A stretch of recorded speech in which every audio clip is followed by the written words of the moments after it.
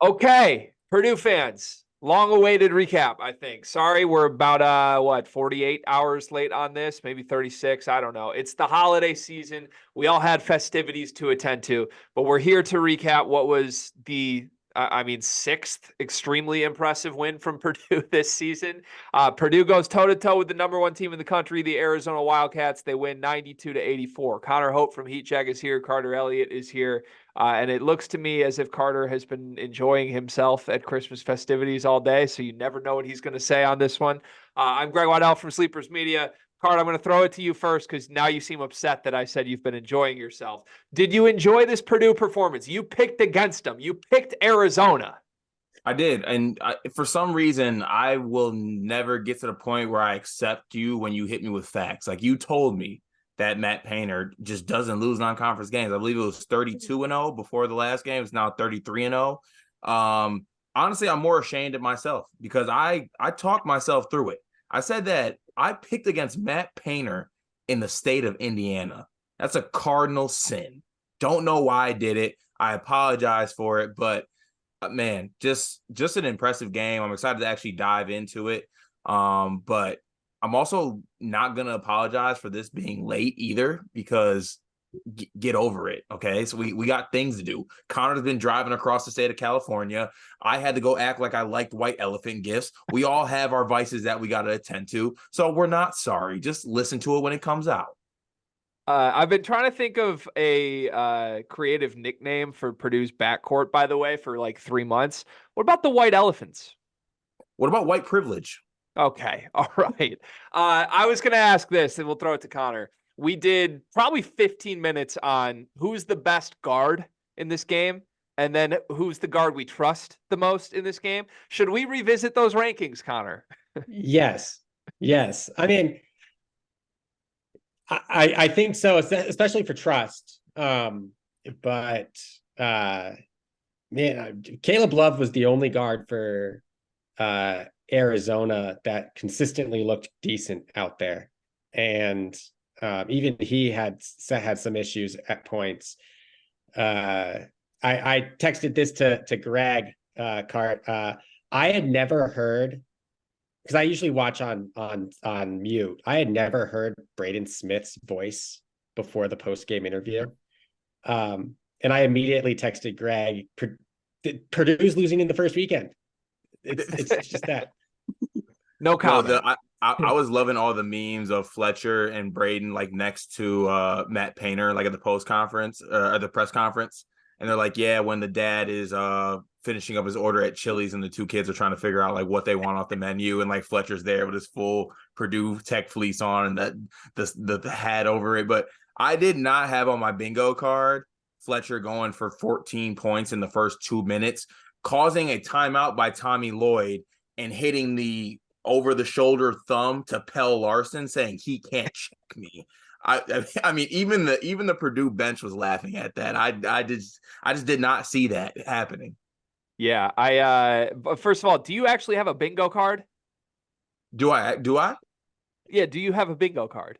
I don't have a bingo card, but I do have a lottery scratch off. Okay, I'm just gonna say, like you said, it wasn't on your. I don't think you have a bingo card. So let's talk about Fletcher. Wait, you change it up before we dive into this. You're really coming off strong right now. I'm sorry, I'm a little feisty because I've had to defend this Purdue team for 6 months from people that said Zed Key was a better player than Braden Smith. From people that said, oh, it doesn't matter. Fairleigh Dickinson is better than this team. Don't take them. Bullshit. Okay. Matt Painter's program has been the best program in the country for like 2.5 years, regardless of the March losses. And we're going to have a larger conversation about that on the channel in the next 12 hours as well. But look, let me start with Fletcher Loyer, because at this point, he was the biggest surprise to me this game. We can talk about how good Braden Smith was. We can talk about how good Zach Edey was. We know those guys are awesome. They're supposed to be awesome in this game.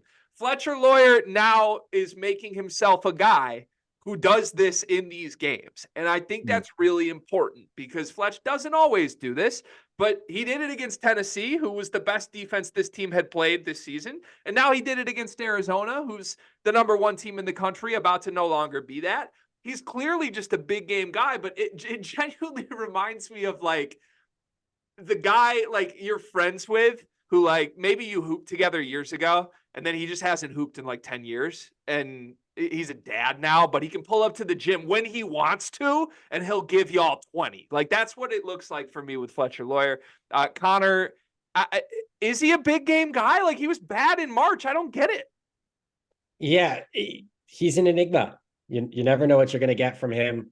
I mean, they couldn't stop him in that first 10 minutes.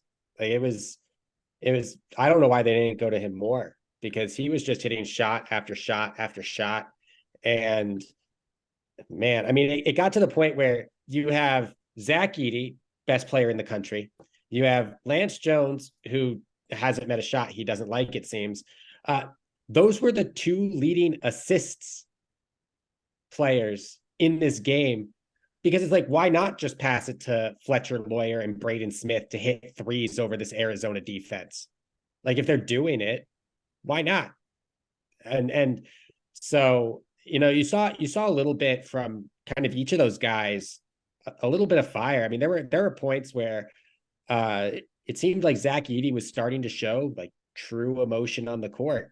You had a little bit of an and one fist pump in that second half. I think it was towards the end or right after they had stopped the Arizona like 11-0 run.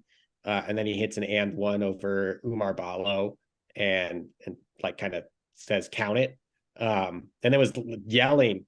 I mean, he was fiery at the end of that game. I think we're starting to see what we thought we would see in Maui, which was just Zach Edey is becoming that dude, and backing it up. So, all of these players, even Lance Jones, had some good plays, especially on the defensive end. But Fletcher Loyer opened this game up, and I said, and I meant it, if Arizona goes up big, I don't think that Purdue can fight back. I should have said that on the other end too, because Arizona went on an 11-0 run and was still down 4 in this game. So these guards probably heard all of the criticism, all of the Arizona's going to win on the perimeter. And the two of them just said, no, Purdue's going to win on the perimeter, which if I told you that this game was won on the perimeter before the game, 9 times out of 10, you're saying Arizona won this game. So it was good to see.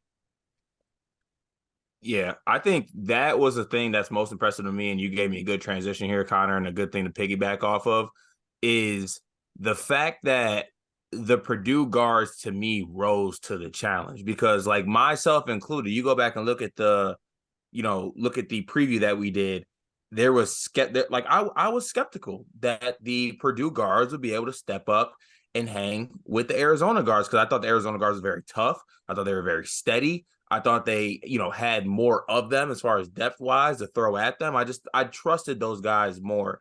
And the fact that Purdue heard all that noise, they won the game. And I see Braden Smith and Fletcher Loyer on Twitter throwing laughing emojis over tweets. I love the energy by them. And to me also, I think that at a certain point, you have to realize that a player may have grown from what they did last year. Like, I think that even myself, I was going to come on here and be like, yeah, Fletcher, this is great. I was going to hit with the classic Carter cliche, find the middle. But it's not about finding the middle. I just think that the fact that if Fletcher is going to be a big game player, then we will deal with maybe some shoddy performances against other teams, because I still think they can win those games because they have Zach Edey, because they have Braden Smith playing the way he does. And I'll even say it right here, I think Lance Jones can pick up a little bit for if Fletcher is maybe wavering somewhat. But if you're just going to get Fletcher doing this in big games, like, you'll take that, because this Purdue team is going to dominate the rest of the season and the rest of the Big Ten. And if they just get Fletcher stepping up and having big games in the tournament when they need him, like, they'll take that. That's fine. We're not worried about Fletcher making, all Big Ten accolades or anything like that. He eventually will do that in his career, I think. I sometimes have moments during the day where I'm like, it is so unfair that Purdue gets Braden Smith and Fletcher Loyer for 4 years. Like, that's just not really that fair. But it's bad news for the country, like the country of college basketball, if Purdue can do what they did against Arizona. because Arizona's a damn good team, and they still are a damn good team. Like, I'm still staying strong with Arizona. Like, I believe in them, and I think they're good. And I think they made some honestly uncharacteristic defensive mistakes in my eyes that I can point to, especially in that first half early on with Fletcher. But to be honest with you, you sometimes just got to chalk it up and be like, if you're going to get 20 from Fletch, 20 from Braden, 20 from Edie, 20 plus for all of them, like, you're just not going to win that basketball game, unfortunately. Those are three bad dudes. And if you get all three of them playing like that on the same day, I don't know if I can go across the country and find another basketball team that could maybe find a way to play with them and win that basketball game. It's just, it speaks to, and I'm sorry for the long-windedness here, but it just speaks to their excellence and why they are one of the top teams in the country. Yeah, that especially when point. Go ahead, Connor. Especially when Loyer decides to play defense. Like, what was that? Loyer was getting in passing lanes in that first run and like getting out in steals and hitting Larson with the like, sorry if anyone's not watching this, but like, Loyer was doing things. Yeah. The last point from you, Card, I think is the important one. Like, it's about the three guys, and no disrespect to Lance Jones, who any given night can be a fourth guy. We've seen it. This is what I've been waiting for, because when those three are all that good at the same time, it lets Lance Jones be a role player, which he's good at. We like that. He's a really good role player. If Lance needs to be your third offensive option, then I like it way less. But I got a bit annoyed, honestly, watching this game play out the way it was, because I think the national conversation about Purdue for so much of the year since they lost to Fairleigh Dickinson has been about what they need to change, what they have to do differently, what they have to add, why they can't be themselves. And I just think that's all bullshit, for lack of a better word. Like, I've hinted at it before.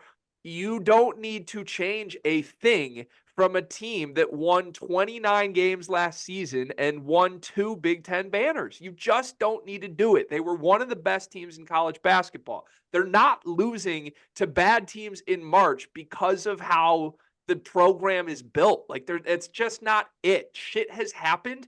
Painter needs to be better. The players need to be better in that moment. And there is a conversation about, like, did Fletcher Loyer get worn down last season? Is Braden Smith gonna throw a between the legs bounce pass that loses them a game in March? Maybe. He's insane. All of those things are fair conversations. But this roster, as it has been constructed around Zach Edey with Braden Smith and Fletcher Loyer, has been good enough to win a national championship. They just haven't done it, and they've had hiccups. And I think, like, that's the important part to me, is those three guys need to be the superstars they are capable of being. And yeah, it's good you added Lance Jones. Yeah, it's good that you added Miles Colvin and Cam Heide. But at the end of the day, this team goes as those three guys go. And if those three guys are that good, you just saw what they did against a team we all agree is either the second or third best team in the country. Like, would UConn have touched them in this game? Maybe. Like, that's the only team, right? It's all a maybe and like a hypothetical, but I stand by it. If you're gonna get, like you said, those three guys playing that way, I would be absolutely shocked if a team beat them if they're playing that good. I think it's UConn. I think UConn's the only team that could, and that's a conversation to have, because I still think UConn's a bit more complete, like, as a package with everybody. I think they have like 9 threats compared to Purdue has 3.5. But man, when those 3.5 are as good as they were in this game, they're probably beating UConn. They're probably beating anybody. The big change, the big pivot moment in this game. So Purdue's smacking them, right? They've opened up a double-digit lead. It looks like they're going to run them out of the gym. Everybody in Indiana is going to go home happy and get a cake pop on the way out. The thing is, Tommy Lloyd goes zone. He calls it 2-3 zone. And for those that don't know, I think this made its way through Twitter, but Tommy Lloyd has never played a possession of zone at Arizona since he has been the head coach. His team has literally not played zone. He calls it. Purdue has no idea what to do against it. Arizona claws all the way back into a 3-4 point game. Connor, you are well familiar with Tommy Lloyd as a coach from his days in Gonzaga. How big of a surprise was this, and why was it so effective? I don't know if it's a big surprise, because we've seen that from Few too, where it just seems like things aren't working, and then Few he either he throws zone or he throws press, which is something Gonzaga doesn't generally do, but he'll throw out like weird defensive sets that you rarely see from Gonzaga if things aren't working. And if you're not scouting it, like, you go up against Arizona, you expect them to play man. You don't expect a zone. You're not prepping for a zone, and all of a sudden they throw a zone at you, and you need to make shots over it, and you just aren't. Until the end of that run where it was like a Lance Jones 3, and then I think Caleb Love made 2 free throws, and then a Braden Smith 3, and then a Zach Edey layup to kind of push the score out again. But I wasn't surprised that he ran it. I was surprised by how well it worked, because we've seen Mark Few do it to mixed results, to say the least. Generally, it doesn't work as well as it did for Arizona in that kind of 8 to 10 minute stretch, or 5 to 8 minute stretch last night. Car, what'd you see there? Like, I'm going to load the question up for you, and then you can jump in and tell me I'm an idiot if you want. If Matt Painter's supposed to be the offensive genius that he is, I don't buy that he shouldn't have had anything for a 2-3 zone that a defense doesn't even practice. Like, that's crazy to me. Yeah, that's the way I was going to go. And I was actually, like, I'm not questioning Coach Painter in any way, but I was a little bit confused on how they attacked the zone, because the thing about a zone is it forces you to shoot, but you don't necessarily have to shoot over it. Like, if I'm Zach Edey, one of the best ways, like, Purdue loves to get Zach Edey those middle post ups, which like don't allow the defense to double down and dig as hard as they can. The zone actually really plays into that, because if the ball is moving, you do some cross court passes at the top, Zach Edey just seals the middle guy. Like, he's right there. It's impossible to double. So I was a little bit confused that they were caught off guard by that, because to me, I think Matt Painter, I think Purdue, I think they can beat a zone. The most impressive part to me was there's like this misconception, I think, or maybe it's even not a misconception, but people lean back on zone as like I'm putting in quote marks here, like quote unquote easy defense.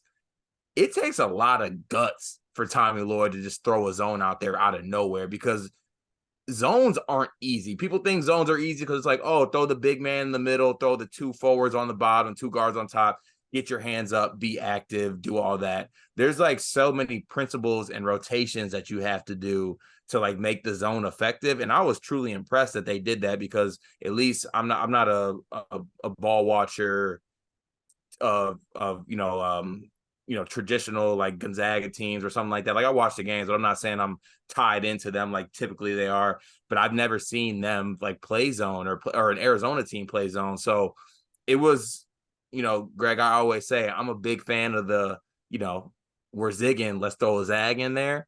No pun intended. So I really like that. Yeah. You see what you did? Do you see it? Yeah. Let's throw a zag in there. I did. I was a big fan of it, and I thought it was pretty effective. And to be honest, I think that any team that watches that too, that's something you could put in your back pocket, because I thought that directly led to the run that Arizona was able to make. So yeah, the question in response, the question in response is, why did he stop? He called the zone off when they had a bunch of momentum. What do you got, Connor? So, flip side, this isn't a Kenny Payne situation. Like, when Kenny Payne was talking about how smart it was to run against the zone against Louisville, and they weren't expecting it. It's like, why weren't you expecting it? A zone is like the perfect counter defense to your offense. Running a zone against an offense that does so many things well to beat a zone is it reverse psychology? It's like, man, we're going to run a defense that maybe they got overconfident. But no, I'm confused why they stopped too. That's another staple of Gonzaga. They tend to stop things like press defense when it's working, and they come back, and then they'll fall back into a man-to-man. But yeah, it was weird that they stopped towards the end, and maybe it was because, I mean, Arizona was scoring points, but they weren't scoring points at like a super rapid pace out of that zone either. They were just kind of stopping Purdue and then doing the same thing they had done the entire game offensively. I think they cut it to 4. They cut it to 4 and had 2 or 3 possessions they couldn't score to get over the hump. Yeah. Yeah, I'm gonna let you go, G. I just want to throw this out there. One of the biggest basketball icks of my life is teams that do something to get back in the game. But like once they're back, they're like, okay, let's go back to what we were doing before we got down. Not the thing that they were doing to get back into their game. Like, no, let's go back into, let's play, quote unquote, our game, not the game that got us back into the game. That annoys me more than anything. Michigan State has the keen, like they do that all the time, and it really annoys me. Yeah. My final like wrapped up Christmas gift of a take on the whole zone situation. I give Tommy Lloyd a bunch of credit. It makes me want to triple down on my belief in Tommy Lloyd. Like I love that move. I think it's a boss move. I think, yes, it was out of desperation more than it was out of genius, but good coaches do things when they're desperate that work and flip the game, right? That's what he did. I also would classify this as a game that Tommy Lloyd outcoached Matt Painter. I know that sounds crazy. I disagree. I disagree. Okay, why? Because to me, I thought that, and I'd actually love to hear your guys' opinion on it. I thought that Arizona was a little bit unprepared, or I didn't think they communicate. I don't know if it was players not communicating or like the defense was bad early. It was all over very bad. It looked like players were on different pages a lot of the times. And to me, yes, that's the players. They need to communicate and they need to be on the same page. But that also that falls on coaching, unfortunately. So yes, I kind of put it on them. If I had to pick like a coaching winner of this game, I would actually side. I think Painter and his staff outcoach Arizona and Tommy Lloyd in this game. I guess. Connor, we want to break the tie here? Because my view, just rebuttal the cart. My view on this is that Purdue's players show up ready to win this game by 30. Arizona's players showed up ready to lose this game by 30. Tommy Lloyd made sure it was, a 6-point deficit instead of a 30-point deficit. That's how I read it with the flip to zone. Yeah, the beginning of this game, I thought Arizona was going to win. They were doing what you kind of need to do defensively. They had lapses, but they were trying to pressure the ball handlers out deep to try and force Zach Edey away from the basket without having to use their bigs reaching in, reaching around, trying to deny him the ball. Offensively, they got Lance Jones on. How many fouls did Lance Jones? Was it 3 of his 4 fouls were on screens, or 2 of his 4 fouls were on screens? Like they were running him off a screen because he's the best perimeter defender on this team. And so I thought they played well. And if you're going to give Tommy Lloyd credit for going to the zone, you also have to kind of take that away when it was working and he stopped. And also, I mean, Purdue figured it out at the end of that game. And you could say that's the players all you want, but I think it's also a credit to Matt Painter to get them to settle down. Like I thought they hit one shot against it though, and then he called it off. Like, I guess that's the corner Tommy 3 was Lloyd. big. Yeah. But yeah. I feel my read is that they never figured it out, for the record. My read is like Lance Jones hit a corner 3, but if they came back down and saw that again, a 33% shooter getting a corner 3 might be the only shot they get. Yeah.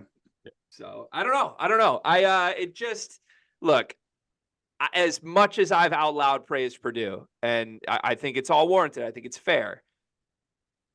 There's some demons here, man. Like as Braden Smith and Fletcher Loyer were essentially flawless this whole game, and there was still a 9-minute stretch they couldn't score against a 2-3 zone.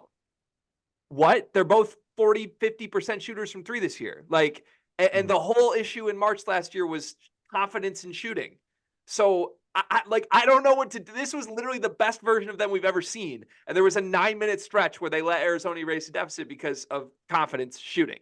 I don't get it. I don't know if that's ever going to get fixed. It should, though. That's the thing. That's what you hope gets fixed by them being sophomores compared to freshmen. Yeah, it's just like even in this game, you saw the best and worst, which makes them like totally fascinating. But in the end, they were phenomenal, obviously. Okay, 2 quick hitters, and then we'll get out of here. Does this game change how you feel about Arizona? Coming into this game, we had the conversation of like, are they really the best team in the country? I said that it was just they hadn't played Purdue yet. A bunch of other teams could have been number 1 if they had played Purdue. Does this change how you feel, Connor? I mean, I had Purdue number 1 coming into this game. I have Purdue number 1 coming out of this game. I would probably move Arizona behind UConn. So I'd put them at 3. But no, not really. Like, we saw how talented they were. I know he was 5 of 7 from the floor, but you had one of the weirdest bad games from Pelle Larsson in this game. Boswell was pretty much a 0 factor for a lot of this game. So, like, do I think that's going to be the case 99% of the time? No. I think part of that is Lance Jones, for one, and then Fletcher Loyer being a randomly good defender at the beginning of that game. I think it kind of tells the story. So I think Purdue's the best team in the country. I think UConn and Arizona are fighting for number 2. I'd probably lean UConn, but this Arizona team is going to be just fine. They're probably going to run through the Pac-12, maybe lose a game, and be the number 2 or number 3 overall seed in the tournament. Hart? Yeah, I feel the same way. I mean, I just thought to me, this was a game with 2 great teams going at it. And, one of the great teams had to prevail. But I will say this, I think coming into this game, I had top teams and I had like a tier system. And I had, Purdue, UConn, and Arizona, I think on the same tier necessarily. Like, you can put them like 1, 2, 3, but there's a different tier. To me now, it's like Purdue's the number 1 team in the country, and they're on their own tier, like at 1. And then it's the other teams that are following them. In my opinion, like that, I call it overreaction, call it what you want, but like this Purdue team, they got. I mean, you just look at the resume. They have played all these teams. Like they beat Marquette, they beat Tennessee, like all these teams that are in the top 10 and in the top 25, and all the Ken Pom wins that they have. I can't believe I'm bringing up Ken Pom, but like when you truly look at it, God, I just hate that this team had to lose at Northwestern. They couldn't pull out that game, so we got to like hold that against them. But besides that, this team is looking like a juggernaut. They are. Yeah, it's an insane resume for sure. For the record, I like the tier system. I would put Purdue and UConn in the same tier. I think that's tier 1. I think Houston, Arizona. Is Klingon healthy? Can someone give me an answer on that, by the way? I would love. I'm told he's still not healthy. Okay. But he looked really good. That's what I'm told. I mean, he had a wrist issue at the end of that game too, to add insult to injury. The wrist issue at the end of the Gonzaga game. So, yeah. Is he injured or is he just not that good? Is he big or is he good? We don't know, right? But yeah, my tier 2, just want to finish it. I would put Arizona in with Marquette and Houston. I have that as tier 2, and they're close, but I don't know. Something about them. I was never buying Arizona at number 1. The positive for Arizona, the one thing I came away from with Arizona is I think Caleb Love is here to stay. Mm-hmm. I like that.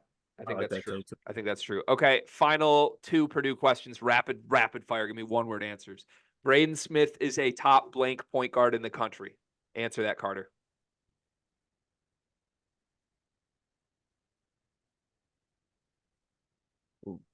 He's a top 3 point guard in the country. Connor?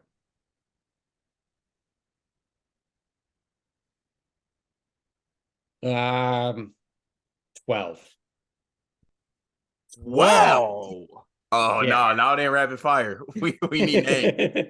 Oh, wait a second. Wow. Yeah, I need to hear like outside of the top 4. Who you got? Well, okay. I would take Collier over him. Oh, sir. I would take Collier over him. I would take Collier over him in a second.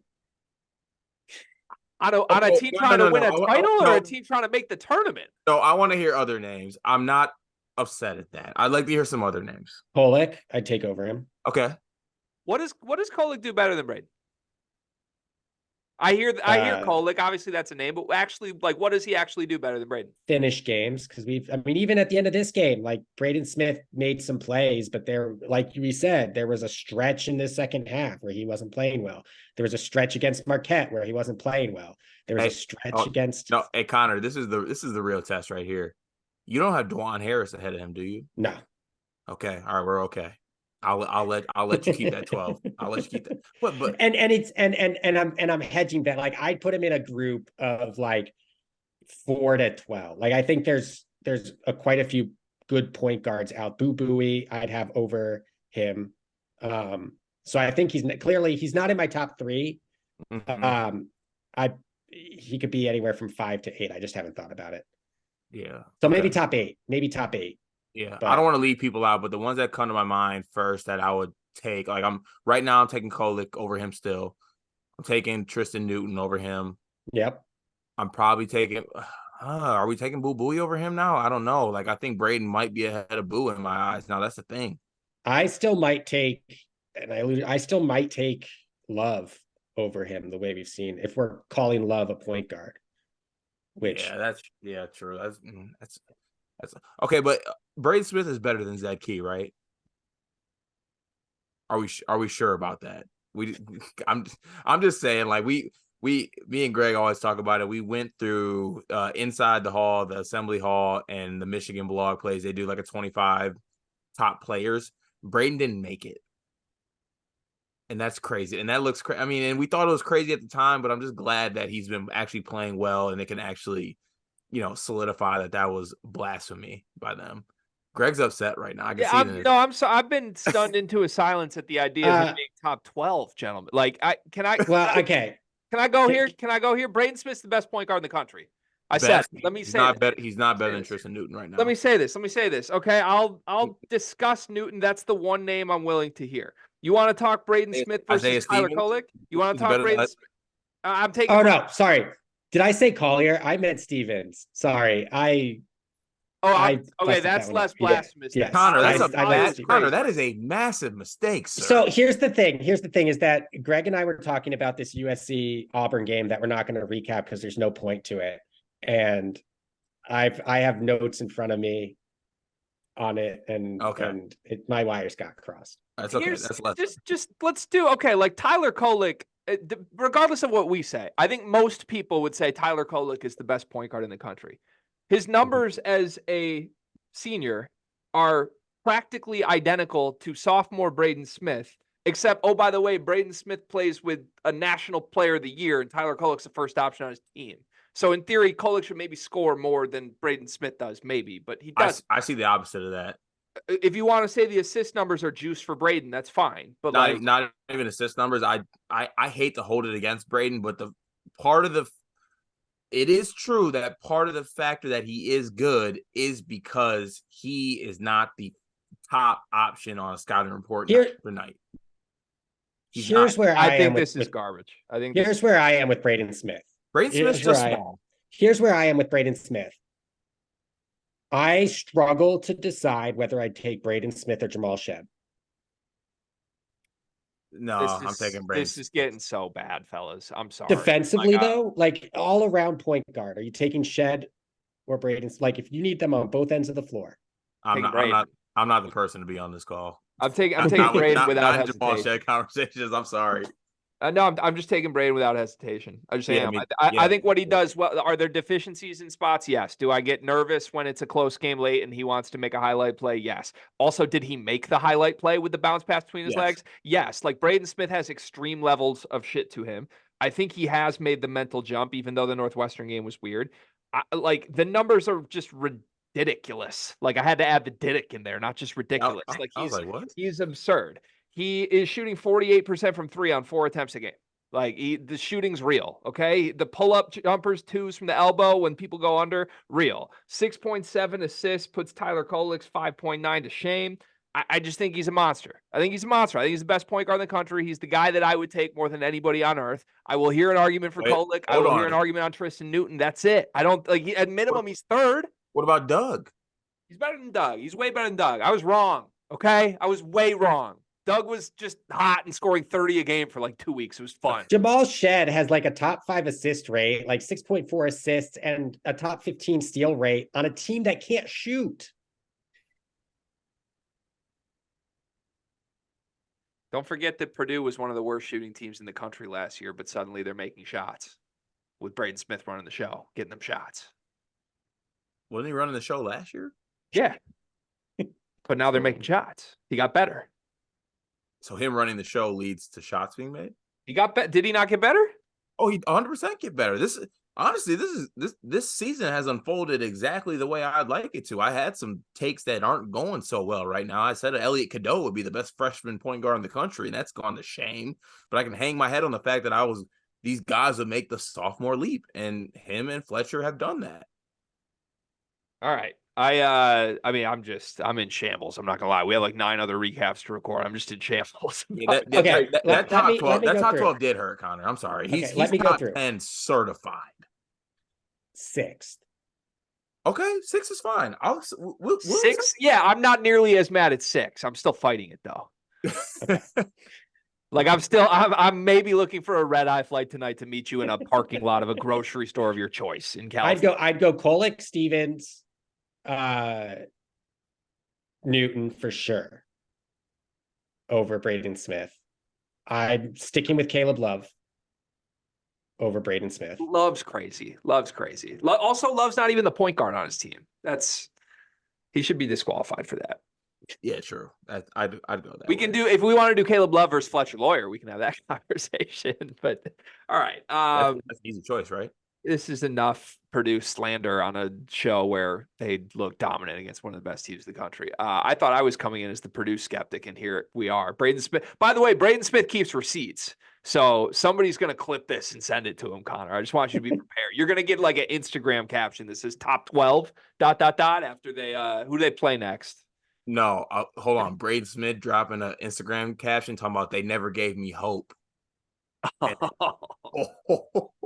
I might DM him the clip myself and tell him to post that. Yeah, that would go. All right. I had another rapid fire Purdue question, but then I forgot about it. Oh yeah, last one. Do they ever relinquish number 1 again? They're going to be the number 1 team in the country Monday. Do they ever relinquish it again this season? Yes or no?